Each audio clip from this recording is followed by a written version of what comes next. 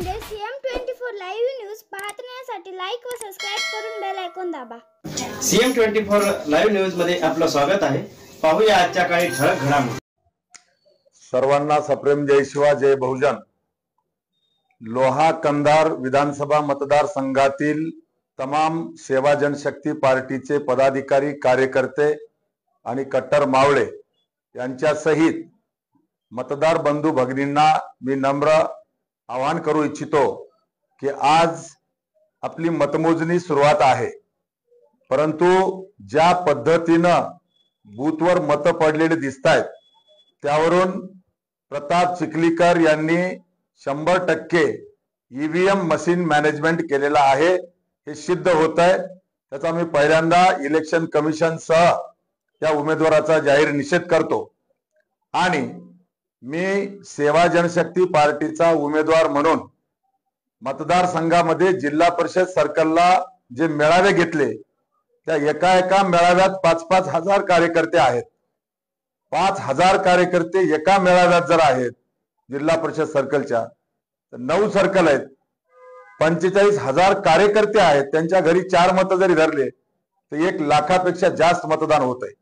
पण असं असतानाही केवळ आणि केवळ 14 उमेदवारांच्या पैकी 12 उमेदवारांचे मत जशीच्या तशी ठेवलेली आहेत आणि फक्त EVM मशीन मॅनेजमेंट करताना प्रेशर कुकरचं बटन दाबल्यानंतर ते मत प्रेशर कुकरला न जाता घड्याळीला जावं अशा प्रकारची मॅनेजमेंट EVM मशीन मध्ये प्रताप चिखलीकर यांनी इलेक्शन कमिशनला हाताला धरून केलेली आहे। हा लोकशाहीचा खून आहे आणि म्हणून मी उमेदवार या नात्यानं माझी मागणी आहे, निवडणूक निर्णय अधिकाऱ्याकडे मी लेखी तक्रार द्यायलाच आता जातो आहे। माझी मागणी आहे की जे VVPAT च्या चिठ्ठ्या पडतात बाजूला, त्या सगळ्या चिठ्ठ्यांचं मतमोजणी झाल्याशिवाय या ठिकाणचा निर्णय घोषित करण्यात येऊ नये अशा प्रकारची माझी मागणी आहे।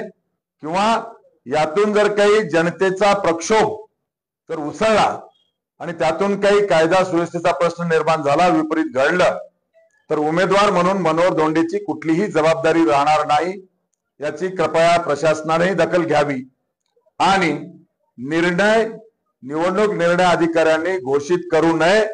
जोपर्यंत VVPATच्या मतांची मोजणी होणार नाही तोपर्यंत मतमोजणीचा निर्णय हा घोषित करण्यात येऊ नये अशा प्रकारची माझी मागणी आहे।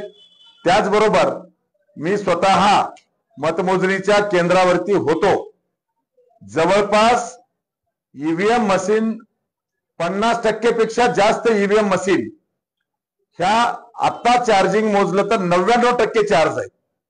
साधी बाब आहे, दिवसभर मतदानाच्या बूथवर मतदान घेताना त्या EVM मशीनची चार्जिंग ही संपत आलेली असेल, कुठे 10-20% असणं शक्य आहे, पण 99% चार्जिंग असू शकत नाही। अनेक मशीनचे EVM मशीनचे सील हे तुटलेले आहेत, अनेक EVM मशीनच्या सीलच्या खाली त्या बूथवरच्या एजंटची स्वाक्षरी नाही, असे अनेक गैरप्रकार या ठिकाणी झालेले आहेत आणि म्हणून हा जो निकाल येतो आहे तो निकाल खरा नाही। हा इलेक्शन कमिशनला आणि अधिकाऱ्यांना हाताला धरून हा निकाल मॅनेज केलेला आहे। त्यामुळे मी याचा जाहीर निषेध करतो आणि मी निवडणूक आयोगाच्या विरोधात माननीय उच्च न्यायालयामध्ये दाद मागणार आहे, निवडणूक याचिका दाखल करणार आहे। त्यामुळं तमाम मतदार बंधू भगिनींनी या निकालावर कोणताही विश्वास ठेवू नये अशा प्रकारची माझी नम्र विनंती आहे। धन्यवाद। जय शिवा।